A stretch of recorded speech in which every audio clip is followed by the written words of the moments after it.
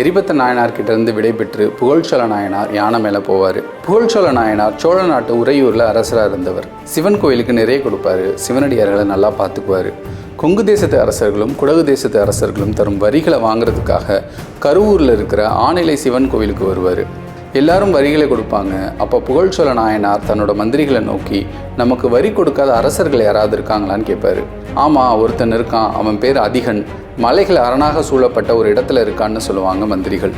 உடனே புகழ்ச்சோழ நாயனார், அப்படின்னா நீங்கள் போய் அந்த மலைகளை பொடியாக்கிட்டு வாங்கன்னு ஆணை பிறப்பிப்பார்.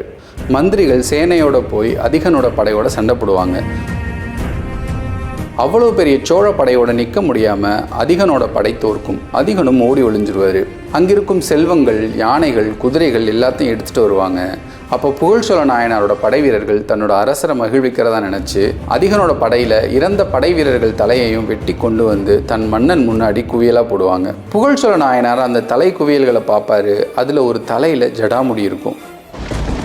அது ஒரு சிவனடியாரோட தலை. புகழ்ச்சோழ நாயனாரோட கைகள் நடுங்க ஆரம்பிக்கும். மனம் கலங்கும். நிலை தடுமாறும். கண்களில் இருந்து கண்ணீர் வழியும்.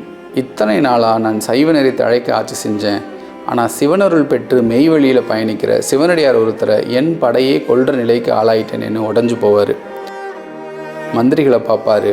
என்னோட மகனுக்கு அடுத்த அரசனாக முடிசூட்டுங்கள்னு சொல்லுவார். ஒரு பெரிய அக்னி வளர்க்க சொல்லுவார்.